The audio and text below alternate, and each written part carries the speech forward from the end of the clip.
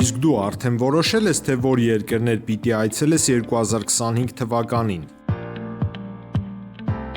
Եթե դու էլ ես հոգնել օրեր շարունակ հարցումների անպատասխան մնալուց, դիմիր Travel with N տուրիստական գործակալություն, սպասեցնել չեն տա, անմիջապես կստանաս լավագույն առաջարկները, տուրփաթեթներ, ավիատոմսեր, հյուրանոցների լայն ընտրանի, էքսկուրսիաներ, սոցփաթեթի սպասարկում եւ ամենակարևորը 24/7 ձևաչափով բարեհամբույր սպասարկում։ Travel with N 095 89 20 48 Բարև ձեզ հարգելի հետևորդներ, մենք շարունակում ենք կարևորագույն թեմաների քննարկումները, այս բան ես զրուցելու եմ Ստավ զրույց արտակի հիմնադիր Քրիստիան Ազարյանն, շնորհակալ եմ Ազարյան։ Հրավերությունելու համար մենք քաղաքական դաշտում ներքաղաքական կյանքում ակտիվորեն քննարկվում է այնինչ տեղի ունենում վերջին մի քանի շաբաթների ընթացքում, այն է սկզբում Սերժ Սարգսյանի թիմակիցների կողմից կամ փոխկապակցված անձանց կողմից երկրորդ նախագահ Ռոբերտ Քոչարյանին թիրախավորել է, հետո արդեն երկրորդ նախագահի թիմի կողմից նաև արձագանքը, որը նաև բավական խիստ էր եւ կոշտ իրենց գնահատականներում, ընդհանրապես հասկանալի է, թե այս կոնֆլիկտը ինչու սկսեց, որովհետեւ երբ այսօր արդեն 1-2 շաբաթ անց նայում ենք, արդյունքները վստահաբար հանրապետականներին չպիտի որ բավարարեն։ Ինչին էր պետք իրենց սա սկսել։ Գիտեք, եթե նայենք ավելի հեռուն, մենք գիտենք բոլորս էլ, եթե չափահաս մարդ ենք, այդ տարիներին ապրել ենք Հայաստանում եւ հետաքրքրվել ենք փոքրի շատ քաղաքականությամբ եւ տեսել ենք, թե ինչպես է երկրորդ նախագահան թիրախավորվում, ինչ բառամթերքով, ինչ տեսակի քննադատությամբ, ինչ տեսակի վերաբերմունքով են ինչպես են վերաբերվել իր խոսքին, արդեն պարզ է դառնում, որ ի սկզբանե ոչ մի միասնության մասին խոսք չի եղել։ Բայց մենք գիտենք, որ ճակերտավոր ընդդիմադիր լրատվամիջոցները տասնամյակ շարունակ կերտել են ռոբոսերժական հասկացողությունը, որը իրական ոչ մի աղերս չունի իրականության հետ, որովհետև նույնիսկ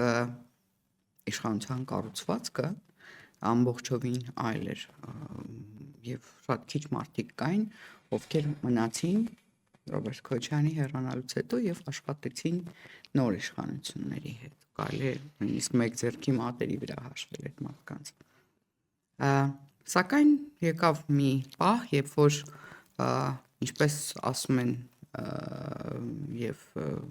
պատգամավորները Հայաստան դաշինքի Ագնես Խամանյան մասնավոր իր զրույցում, իր ճեպազրույցում ինչպես ասեց, որ կար այսպես ասած ջենտլմենային համաձայնություն նրա վերաբերյալ, որ ոչ մի անհարմար հարց չի տրվում, այլ միավորում է կատարվում հանուն մեկ նպատակի։ Բայց չէ, որ մենք բոլորս այդ ընթացքում տեսանք, որ երբ մի կողմը լռում է, իսկ մյուս կողմը անում է դրա հակառակը,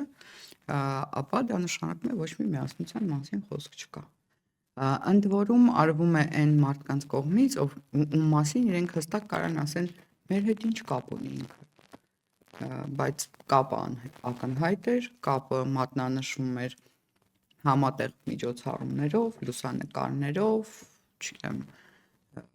այն վերաբերմունքով, որոնք այդ մարդիկ ցուցաբերում էին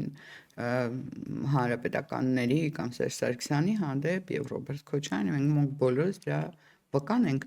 սկսած եւ դիմադրության շարժման ժամանակ եւ նախընտրական ժամանակ եւ դրանից առաջ եւ մենք դա այդ ամեն ինչը ականատես էինք եւ հիմա տեսեք ինչ հարց են տալիս ներողություն շատ մեծ այսպես դժգոհություն կա նաեւ մարդկանց շրջանում ովքեր վատ չեն վերաբերվում երկրորդ նախագահային կոնկրետ երկրորդ նախագահի մասին խոսքը թիմի մասին չեմ խոսում այո եւ իրենք հիմա հրապարակային նաեւ հարցեր են տալիս ասում են կներեք եթե դուք այն հարցերը որ հիմա տալիս եք 18 թվականի իրադարձությունների մասին այդ հարցերը ձեզ մոտ կար այն ժամանակվանից բա ինչ պայմանավորվածություն եք ձեռք բերում եթե կա կասկած որ 18 թվականին տեղ ունեցած այդքան էլ որ հեղափոխություն չէր, փոխկապակցվածությունը, ֆինանսական, քաղաքական առումով, հա։ Այն ժամանակ դուք այդքան միամիտ էիք, չգիտեմ, չէիք հասկանում քաղաքական գործընթացները։ Ի վերջո, լավ, 7 տարի անց հրապարակային քաշվեց այսպես ջրբաժան, հա, մի կողմ իրենք են, մի կողմ այս թիմն է։ Ինչու այն ժամանակ չարվեց։ Ինչու 21 թվականին չարվեց։ Մարդիկ այսպեսի հարցեր են տալիս։ Ասում եմ վստահաբար 21 թվականին, եթե օրինակ այս խոսակցությունը վարվեր 21 թվականի ընտրություններից առաջ, Ռոբերտ Քոչարյանի հավաքած ձայները, տոկոսները լրիվ այլ պատկեր կունենան։ Կարող է 50+ չլիներ, բայց լրիվ այլ պատկեր կլիներ։ Գիտեք, ես երևի իմ անձամբ դիտարկումը պատասխանը տամ այդ հարցին,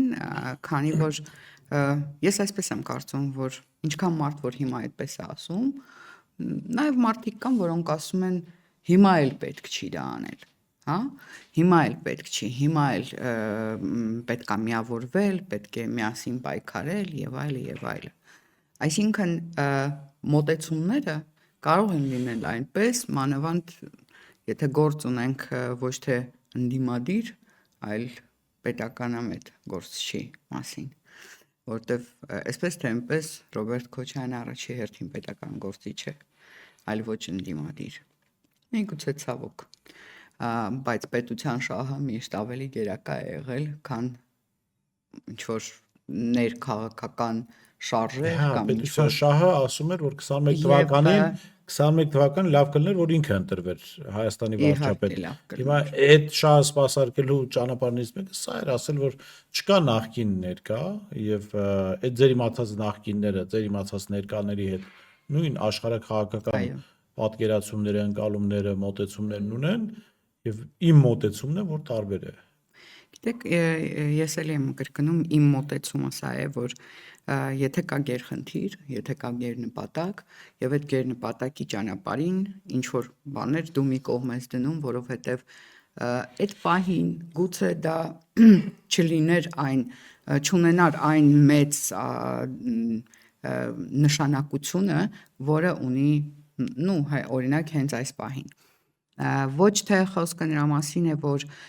գիտեք ինչ կա, եկեք ծածկադմփոց անենք կամ ինչ որ մի բան լղոզենք, պահենք, այլ խնդիրը նրա մասին է, որ կգա ժամանակ, երբ որ այո, ամեն ինչի մասին էլ խոսվելու է, ու դա միշտ է ասվել նախագահի կողմից, բայց եղել է պահ, երբ որ միգուցե նաև նախագահն մտածել է, որ մեզ համար հիմա գերխնդիրը ուղղել, այսպես ասած, տարբեր ուղղություններով ժողովրդին, այլ ասել, որ սա է նշանակետը եւ այդ նշանակետին է գլխավորը հարվածել եւ այդ նշանակետը պետք է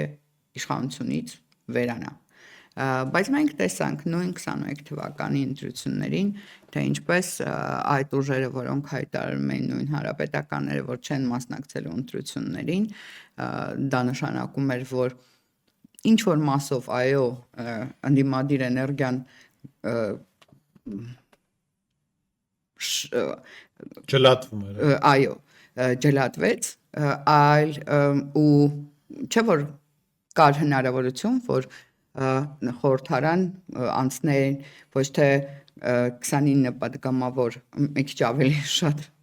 այսպես ասած, մանդատներով պատգամավորներ եւ թե ով կլիներ երրորդ ուժը, դա էլ հայտնի չի, այդ երրորդ ուժը կարող էր նույնիսկ կոալիցիա ստեղծել Հայաստան դաշինքի հետ, բայց այդպես չեղավ։ Ես ուզում եմ խոսեմ այն մարդկանց մասին, ովքեր ասում են, որ 21 թվին մասնակցելով, մանդատները վերցնելով լեգիտիմացրեցիք, ու այդ նույն մարդիկ չեն խոսում նրա մասին, որ պատիվ ունեմ դաշինքը չհաղթահարելով անցողիկ շեմը, Նիկոլ Փաշինյանը նվեր է ստացել այն, ինչ որ հիմա ունի ինքը խորհրդարանում եւ դա փաստ է։ Այսինքն չհավաքելով անցողիկ շեմը, իրենք այդ այսպես ասած օրենքի ուժով, որը մենք շատ լավ գիտենք, թե նույն բան Մուկուչյանը ինչպես է կարողանում լավ հաշվել ձայները, այդ ձայների հաշվելու շնորհիվ եղավ այն ինչ որ եղավ։ Եվ նույնիսկ այդ դեպքում իրենք չհավաքեցին այն ձայները, որոնք թույլ տային իրենց հայտնվել խորհրդարանում, այլ կոպիտ ասած իշխանություններից Լավ. նվեր ստացան չհերիքող Հիմա ինչը տոկոսներ։ դրթեց իրանց հարվածել։ Ես կարծում եմ, որ Հալ նախագահի հաշվարկ է, թե կա ասուլիսը այլ հաշվարկ։ ես կարծում եմ, որ նախագահի ասուլիսը շատ հարցերի պատասխան տվեց։ Նախ այն, որ նրանք եւ մերձ մարտիկ 2 տարի տարածում էին, որ Քոչանը հեռացել է քաղաքականությունից, Քոչան այլևս քաղաքականության մեջ չի, ինքը չի ուզում, ինքը չի կարում, ինքը եւ այլ տարբեր մտքեր, որոնք որ նետվում էին դաշտ մարդկանց հուսահատեցնելու, մարդկանց հուսախաբելու, մարդկանց հիասթափեցնելու համար, բայց տեսան, որ դա այդպես չի։ Նախագահ Քոչարյանը իր բոլոր, այսինքն մարտական վիճակում է գտնվում, ասուլիսի ամբողջ բովանդակությունը ամեն ինչի մասին էր, ինչը որ վերաբերվում է Հայաստանին եւ այն վտանգներին, որը մեզ սպառնում են, եւ բացի դրանից այն բոլոր գեոպոլիտիկ, այսպես ասած, քարտեզը, որը որ մենք ունենք այս պահին եւ ուր մենք պետք է գնանք։ Եվ նաեւ այդ հարցազրույցի ժամանակ հնչեց մի արտահայտություն, որ ռացիոնալ չէ միավորվել հանրապետական կուսակցության հետ, ընդ որում շատ պրագմատիկ բացատրություն տրվեց, ինչու ռացիոնալ չէ։ Ասվեց, որ ռացիոնալ չէ, քանի որ սիներգիա չկա, ինչպես նախագահ ասաց, այսինքն մեկ ուժը միանալով պետք է ավել ուժ գեներացնի շուրջ, բայց այս դեպքում այդպես չի լինելու։ Եվ դա պրագմատիկ մոտեցում էր։ Հենց ասուլիսի ավարտից երևի նույնիսկ ժամեր էլ չանցած, արդեն տարբեր տեսակի հարսարակական խոսք հնչեցնողները սկսեցին մարդկանց մոլորեցնել, սկսեցին խաբել, սկսեցին մանիպուլացնել, ասելով, որ նախագահն ասել է, որ միայն ընտրություններով եւ այլը, բայց նախագահն հստակ ասել է փողոցային շարժումներով, դրանից հանգեցնող կամ ընդհանրապես արտահերթ ընտրություններ, որտեղ իրոք եթե դու քաղաքական գործիչ ես, ապա քաղաքական գործիքներից մեկը դա նաև ընտրություններն են։ Եվ մենք շատ գիտենք օրինակներ նույն Վրաստանում, ինչպես են ընտրություններով իշխանությունը փոխվել։ Գիտեք, Եվ կներեք, այն ինչ որ գեներացվեց ասուլիսից հետո, ինձ մոտ այդպես տպավորություն էր, որ անհամբեր սպասում էին արդյոք կլինի միավորման մասին խոսք, խոսքը գնում է թղթի վրա միավորման, հա, այսպես ասած ոնց որ ասում են, ոչ թե պայքարի միավորում, որը այսպես թե այնպես եղել է։ Չնայած ես այդպես չեմ համարում, դե, բայց հանրության համար եղել է։ Եվ այդ հարցակումը բերեց նրան, որ բոլորի համար դարձավ հասկանալի, որ այն լեգենդները, որոնք տասնամյակներ կառուցվել են, այդ լեգենդները իրականության հետ ոչ մի աղերս չունեն։ Հիմա տեսեք, քննադատությունը իհարկե շատ նորմալ բան է քաղաքականության մեջ, ես իհարկե վստահ եմ, որ եւ երկրորդ նախագահ Ռոբերտ Քոչարյանին կարելի է պետք է քննադատել եւ երրորդ նախագահ Սերժ Սարգսյանին կարելի է ու պետք է քննադատել, Նիկոլ Փաշինյանի մասին էլ չեմ խոսում կամ այս իշխանության մասին, դա ակնհայտ է, միայն սրանց քննադատել կարելի է, բայց ցանկացած քննադատություն կա ինչ-որ սահման, որ դրանից են կողմ դա այլևս քննադատություն չի համարում, այլ ավելի շատ ատելություն է կամ թիրախավորում, հա։ Հիմա ես լսում եմ վերջերս երրորդ նախագահ Սերժ Սարգսյանի թիմակից պատիվ ունեմից Հայկ Մամիջանյանին, մարդը բառացիորեն ասաց մի միտք, որի մեջ այնպիսի վերաբերմունք կար, որ կարող էին ԿՊԱ-ականներն ունենալ, անկեղծ եմ ասում, ասելով, որ դե մարդիկ կային 2018-ից իսկի ասուլիս չէին կարողանում տալ։ Մենք հիշում ենք 2018-ին միայն նախագահ Ռոբերտ Քոչարյանի ասուլիսն է տապալվել ԿՊԱ-ական խաժամուժի կողմից, նրանց հարակից ուժերի գործիչների կողմից, հա, եւ խուլիգանավարի է տապալվել, ես որպես լրագրող ներկա եմ եղել այդ ասուլիսին, որը չստացվեց, այսինքն մարդիկ դուրը կոտրելով, ներխուժելով, ջարդուփշուր անելով, ուղղակի տապալել են ասուլիսը։ Լավ, սա ինչ գլուխ գովելու բան է, որ պատգամավորի կարգավիճակ ունեցողը դա ասում է, դա ինչ էր։ Դա հենց ձեր նշած ատելությանն է երևի, որը որ միգուցե հենց ինքը հայկը իրեն տենց պատասխան չտալի, թե ինչ է նշանակում իր ասածը, իսկ ես կարող եմ պատասխանել, որ մարդիկ կային, որ 2018-ին իշխանություն էին հանձնում, իրենց ձայներն էին ապահովում խորհրդարանում, մարդիկ կային, ովքեր 6 տարի նույն, կարելի ասել, բակում միասին ապրում էին 6 ամիս 6 ամիս, այո, Տարի 6 ամիս ապրում էին նույն բակում միասին, մերժված լինելով այսպես ասած, մարդիկ կային, որոնք նույնիսկ եւ չէին էլ հավաքվում 18-ին ասուլիստային եւ բացատրեին ժողովրդին, թե ինչ է կատարվել։ Մարդիկ կային, որոնք մինչեւ հրաժարական տալը խոսք չգտան ժողովրդին դիմելու եւ ասելու, որ ժողովուրդ ջան, սրանք թուրք-ադրբեջանական ուժեր են, պետք չի իրենց հավատալ, սենց, չէ՞ որ այդպես չի եղել։ Եղել է մեկ հայտարարություն, որտեղ Նիկոլը ճիշտ էր, իսկ Սերժ Սարգսյանը սխալվեց։ Այսինքն նույնիսկ փորձ չի եղել դիմել հանրությանը, դիմել ժողովրդին, ասել մենք գիտենք տարիներ առաջ, երբ որ ինքնաթիռի մեջից դիմվեց ժողովրդին եւ ասվեց, թե ինչ է եղել եւ ոնց է եղել, բայց այդ ժամանակ այդ փորձը չեղավ, ընդ որում չեղավ հենց երկրի առաջի դեմքի կողմից չեղավ։ Մնացած ինչ որ ելույթներ խորհրդարանում որակավորել, որ Ես ուզում եի գալ այդ ներողություն խորհրդարանի ելույթներին։ Մենք լսել ենք 2018 թվականի մայիսի 1-ի խորհրդարանի քննարկումները, հանրապետականների տարբեր ելույթներ, որտեղ ասում են Նիկոլի գալը աղետ է, չգիտեմ, բանակում չես ծառայ, Արցախի մասին ատելություն, ըստ էության, այն ինչ որ այսօր են ասում, խորհրդարանում էին ասում, չէ՞։ Բայց այդ ելույթները որ լսում ես, գալիս ես համոզման, որ ինչ էլ լիներ, այս մարդիկ չպետք է քվեարկեին իրեն։ Այսինքն վատագույն տարբերակով պետք է ասեն խորհրդարանը ցրվում է, գնում են ընտրությունների։ Լավագույն տարբերակով այս դեպքում։ Նու լավագույնը կլերեն, որ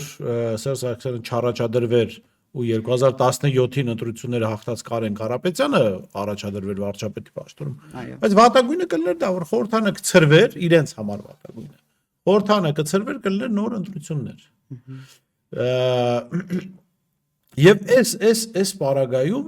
ասում ես լավ, եթե դուք իմացել եք, որ սրանք թուրքիական գործակալներ են։ Երրորդ նախագահը ասում է, որ սա հակաղարաբաղյան շարժում է։ Լավ, այդ ամեն ինչի իմացել եք։ Քվեարկել մայիսի 1-ին։ Ահա, եթե այդ ամեն ինչի իմացել եք, ձեզ պահեիք պետական գործիչների նման ու չքվեարկեիք նաև մայիսի 8-ին։ Անկախ նրանից ժողովուրդը ինչ կաներ, որովհետև որ ասում եք ժողովուրդը դագաղներ էր բերում, այդ որ պետական միջոցներով ձեզ գույք կապիտալ փող եք կուտակում, այդտեղ դուք պետական գործիչ եք, բայց երբ որ վտանգ կար, այո, կարող է նաև ժողովրդի ինչ-որ մասը օգտագործվել, ինչ-որ մեկը կարող է նաև սպանվել, այդ հայրենիքի համար կյանքը տալը ի՞նչ է նշանակում, այսինքն եթե դու զինվորին ուղարկում ես սահման Ադրբեջանի դեմը կանգնելու, ադրբեջանական բանակի դեմը կանգնելու, այդ զինվորը, այդ հայկական բանակի շարքում նաև տվել է զոհեր, իր կյանքն է տվել, չէ՞։ Բայց դու էլ այստեղ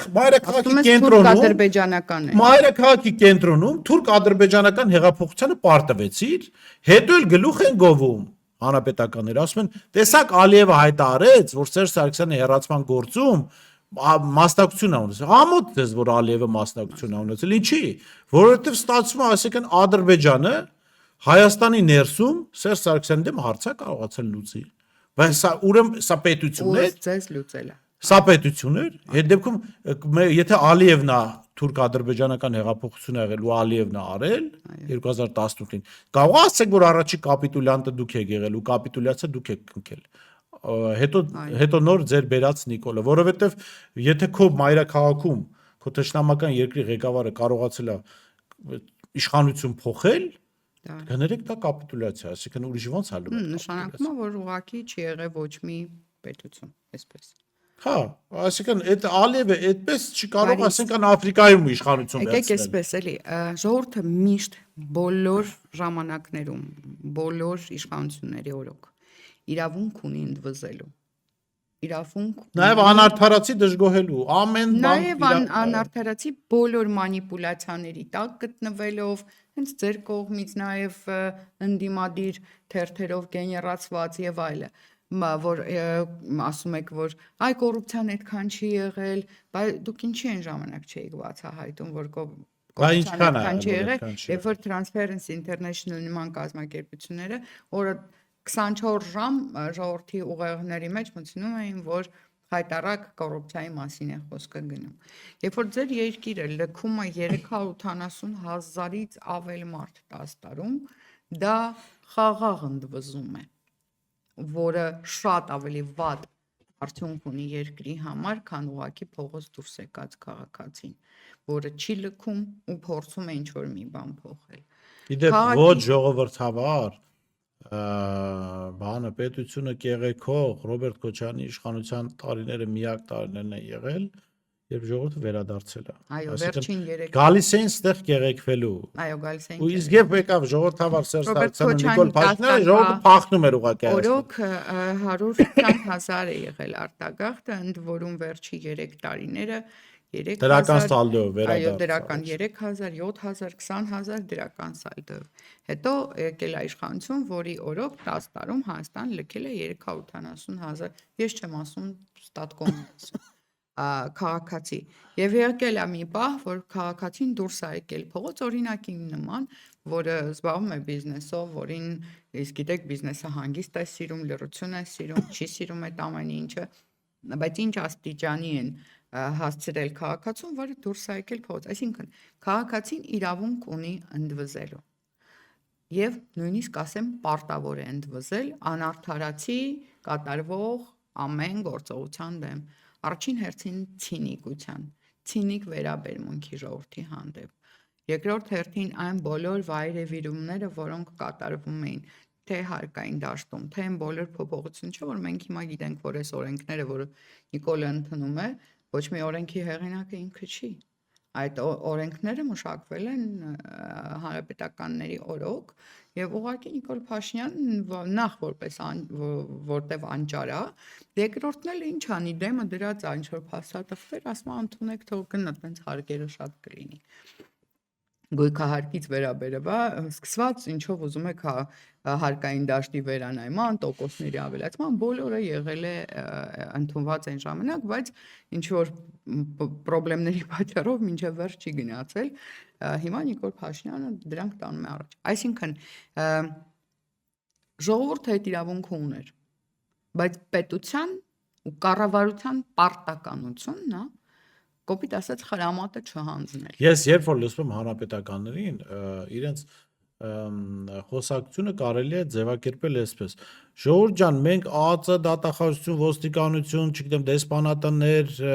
պետական ուրիշ կառույցներ ունենալով չենք իմացել, որ սրանք թուրք-ադրբեջանական, բա դուք ինչ չգիտեիք։ Օրինակ դու Քրիստինե ինչի չգիտեիր։ Կամ Բորիս դու ինչի չգիտեիր, որ Նիկոլը թուրք-ադրբեջանական է։ Կներեք, ես որ իմ փեսան կամ ես լինեինք Նիկոլին ֆինանսավորողը, ես կիմանայի, որ ինքը թուրք-ադրբեջանական։ Գոնե կհետազոտեք։ Հա, ում ենք ֆինանսավորում։ Բայց դուք եք իշխանություն եղել։ Այո։ Դուք եք այդ ոնց է որ հիմա մենք արդարացիորեն ցանկացած տեղի ունեցող խնդրի համար մեղադրում ենք այսօրվա իշխանություններին։ Այո։ Ցանկացածի։ Այո։ Քոչարյանի օրոք տեղի ունեցածի համար մեղադրում ենք Ռոբերտ Քոչարյանին։ Այո։ Եվ լավ ենք անում, որտեվ իրենք են իշխանություն եղել, չէ՞։ Այո։ Կարող միտեղ էլ անարդարացեն եւ Սերժ Սարգսյանին մեղադրում եւ Ռոբերտ Քոչարյան, միտեղ էլ Նիկոլ Փաշինյան, բայց լավ ենք անում, իրենք են իշխանություն։ Իրենք պիտի պատասխանատու լինեն։ Ես գիտեք ինչի վրա եմ ծիծաղում, որ մարդիկ եւ Նիկոլ Փաշինյանի իշխանությունն է այդպես վարվել եւ Սերժ Սարգսյանի օրոք իշխանությունների կողմից ֆինանսավորվող քարոզիչներ օրինակ ասում են, չէ՞։ Ռոբերտ Քոչարյանի 10 տարվա ընթացքում արձանագրված քաղաքական սպանություններ։ Ու այդ սպանությունների մեջ օրինակ կար մի հատ սպանություն, նու շատերը այդպես կան, բայց այդ մեկը շատ խոսուն է, թե ինչ կապ ունի սրա հետ Ռոբերտ Քոչարյանը։ Դվինի նախկին գյուղապետը սպանել է գործող գյուղապետին։ Ու դա Ռոբերտ Քոչարյանի հետ կապված քաղաքական սպանություն է։ Այնպես որ ես կարծում եմ, ցանկացած մարդ պիտի իր իշխանության օրոք տեղի ունեցողի վերաբերյալ պատասխանատու կերպով վարվի, այսինքն դու ես պատասխանատու, դու ունես հետախուզություն, դու ունես իրավապահ մարմիններ, ժողովուրդը չունի, ժողովուրդը դրա համար քեզ աշխատավարձ է տալիս։ Ժողովուրդը դրա համար հարկեր է վճարում, այո։ Նու մի քիչ կասկածելի է։ Դե համենայն դեպս ես օրինակ կարդում եմ այս օրերին մարդկանց գրառումներ, որոնք ասում են 17 թվականին մենք ձեզ ձայն ենք տվել, եւ դուք պարտավոր էիք մեր ձայներին պաշտպան պահապան կանգնեիք, բայց դուք մեզ կոպիտ ասած քցեցիք, հա? Այսինքն մենք ձեզ մի տարի առաջ վստահության քվե ենք տվել։ Մի տարի հետո այդ վստահության քվեն դուք նվիրել եք ուրիշին։ Եվ ասում են, դա ես չեմ ասում, դա ասում են մարդիկ, որոնք իրոք գնացել եւ հանրապետական ընտրել 2017 թվականին։ Եվ գիտեք ինչ, ես մի բան եմ ուզում հասկանամ, որ այդ դիսկուրսը փոխելուն թե ով է բերել, ով է տարել, ով է կերել Նիկոլին եւ այլը, այս ամեն ինչը այնքան ինչ ասեմ, սենց խառնած ձևա ներկայացվում ժողովրդին, որ ժողովուրդը նորից խճճվի, որ ժողովուրդը նորից ասի, հա, դե լավ, զզվեցինք արդեն եւ այլը եւ այլը։ Բայց ժողովուրդը հստակ հասկանում է, որ եթե քո ձեռքը իշխանություն կա, եթե ասած ձեզ բոլոր ուժային կառույցները ձեզ են պատկանում, մի կողմ դնենք մնացած բոլոր, ենթադրենք Միքայել Մինասյանը իր երեխան արդեն դպրոցում 3-րդ դասարան էր, բայց հələ սոսկայի համար փողեր Նիկոլին տալիս, հա? Այսինքն այդ երեխան արդեն 10 տարի սոսկա չի ուտում, բայց սոսկայի համար գումար են տալիս։ Դե բա ինչ աներ Խեղճ Միքայել Մինասյան։ Դե կարար օրինակ այդ գումարը չտա։ Ես օրինակ վստահ եմ Նիկոլ Փաշինյանը այդ ձև չէր կարող շանտաժի ենթարկել մեր գյուղում մի լավ տղա, բայց խելագար տղա կա։ Իրան չէր կարող շանտաժի։ Պատկերացրեք Միքայել Մինասյանը ցավոք սրտի ինչ կարգի հարիվ է եղել։ Նախագահի փեսա, պաշտոններ ունեցող, փող ունեցող, վախեցել է բանտում, այդ պահին բանտում է գտնվել Նիկոլը, երբ որ իրան ծծակի թեմայով շանտաժ բանտում գտնվող Նիկոլ Փաշինյանը շանտաժի է ենթարկել։ Ախպեր, եթե ձեր երկրում բայց անցել է ժամանակ, բայց եթե ձեր երկրում, հա, երեխան մեծացել է, ախր Քրիստինե ջան, եթե ձեր երկրում, կներեք, ձեր երկրում, ձեր իշխանության ներքո գտնվող բանտում նստած մարդը, որին նստացրել եք պետական հեղաշրջման սահմանադրական կարգի տապալման փորձի համար, հա, բանտում նստած ձեզ շանտաժ է անում, ես պատկերացնում դրսի ուժերը ձեզ ինչ են արել։ Այո։ Աստված հերոպա, ես չեմ ուզի այդ կադրերը նայեմ, անկեղծ եմ ասում։ Այդ դրսի ուժերը մենք բոլորս էլ ես հուսամ գոնե բարոյական են եղել այդ դրսի ուժերը, չափը չեն անցել։ Չափը չեն անցել, գիտեք, բայց մենք բոլորս էլ հասկանանք, որ դա ինչ որ արդարացման փորձ էր, որ ես եմ ասում, արդեն էլ ինչ ասեք դուք ինձ, հա։ Ես ինքս եմ խոստովանում, էլ ժողովուրդը ինձ ինչ ասել, դուք ինձ ինչ ասեք, ես ինքս խոստովանում եմ, որ Նիկոլին 10 տարի ֆինանսավորել եմ։ Ու այդ դեպքում ոնց որ փակես այն քննադատությունը, որ բոլորը հիմա ասում են՝ ի հարգանս Միքայել Մինասյանին ընդունեց, որ ֆինանսավորել է երևի մի րոպե ժողովուրդ։ Բայց եկեք հասկանանք ինչի համար է ֆինանսավորել։ Մարդը ասում է, որովհետև ուզում էր ոսկուց սոսկայի մասին, չգիտեմ հայերեն կներեք բառը մոռացել եմ, խոսել։ Բայց անցել է 10 տարի։ Անցել է 2 տարի, 3 տարի, այդ երեխան արդեն սոսկայից չի օգտվում եւ ցանկացած Նիկոլի նման տեքստ գրելը իր թերթում խնդալու կլիներ, ծիծաղելի կլիներ քաղաքացու համար, ով որ այդ թերթը կարդա, չնայած այդ թերթերը կարդացող էլ չկար այն ժամանակ, էլի։ Նո, կոնկրետ հայկական ժամանակ։ Բայց այն ժամանակ արդեն երբ որ սոսկայի պատմությունն անցել է, Նիկոլի առաջադրանքը կարող էր, չէ՞, ուրիշ էլ օրինակ ասել Նիկոլ ջան, ես սպայկան առնում եմ, դու քո թերթով կգրես, որ Քոչարյանն առնի։ Հեսա մերոնք 50,000 դրամով 60 միլիոն դոլար արժեցող բան են պղնձամոլիբդենայի տոկոսներն են առնելու, դուք գրես Քոչարյանն առնա։ Հեսա մեր տղերքը Ռուսաստան մի հատ թերթ կա այնտեղ հոդված կա կդնեն, որ 4 միլիարդ փող ունի Քոչարյանը, դուք թարգմանես 45 կարող է sense խոսակցություն եղել ունեք։ Կարար չէ՞ լի։ Ենթադրաբար հնարավոր է։ Լավ, արի ենթադրությունների գիրկը չընկնենք, ամփոփենք մեր զրույցը։ Ինչ ասեմ, ամեն դեպքում ես կարծում եմ, այս խոսակցությունը, եթե կարմիր գծերը չի անցնում, ինքը լավ առողջացնող խոսակցություն է։ Ես կարծում եմ, որ որևէ մեկը ինձ թվում է, եթե այն մարդիկ, ովքեր շատ ուժեղ այն ուժը, հա, հանրապետականները, որոնք այդքան պայքարում են, որ մենք չենք բերել Նիկոլին, իրենք առաջինն պետք է հետաքրքրված լինեն նրանով, որ բարձ լինի, թե ոնց բերվեց Նիկոլը։ Այսինքն առաջի հերթին իրենք, երկրորդը իրենք իրենց մեջ թող մի հատ բարձեն հզոր ուժերին են պարտվել, թե ժողովուրդն է բերել Նիկոլին, որովհետև Աննա Մկրտչյանը, падգամավոր, Միքայել Մինասյանը ասում են, այո, Նիկոլ Փաշինյանը ասում են, այո, հեղափոխություն ա եղել, ժողովուրդն ա բերել Նիկոլ։ Սերժ Սարգսյանը ասում է, ինչ Նիկոլ, ինչ հեղափոխություն, ես հզոր ուժերի եմ պարտվել։ Ալիև ասում է ինքն է մասնակցել։ Ալիև ասում է ինքն է։ Այսինքն, այս ամբողջը ինձ թվում է ազնիվ քաղաքացու համար անկախ իր կուսակցության պատկանելությունից պետք է շահագրգռված լինի այդ հարցի պատասխանը ստանալու, որովհետև երբ որ ասում են կապ չունի հիվանդությունը ընչիցած Կապ չունի դու ինչով ես հիվանդ, արի քեզ անալգին արի քեզ մեկը մի ձև բուժենք, տենց չի լինում։ Այսինքն լինում է նախ ախտորոշում, հետո նոր բուժում։ Հիմա մենք գուցե ախտորոշման շատ լավ, այո, եւ խոսքս ամփոփելով ես կարծում եմ որ պետք է ցանկացած adekvat մարդ իր խոսակցությունը վարի հարգանքով, հարցերը տա հարգանքով, խոսքը եւ երկրորդ նախագահի եւ երրորդ նախագահի կողմնակիցների մասին է, այսինքն եւ երկրորդ նախագահի եւ երրորդ նախագահի իրենց սխալներով դրական բացական կողմերով հանդերձ եղել են այս երկրի ղեկավարները եւ Արցախյան ազատամարտում դերակատարում են ունեցել, վստահաբար այդ հանգամանքը գոնե պիտի ստիպի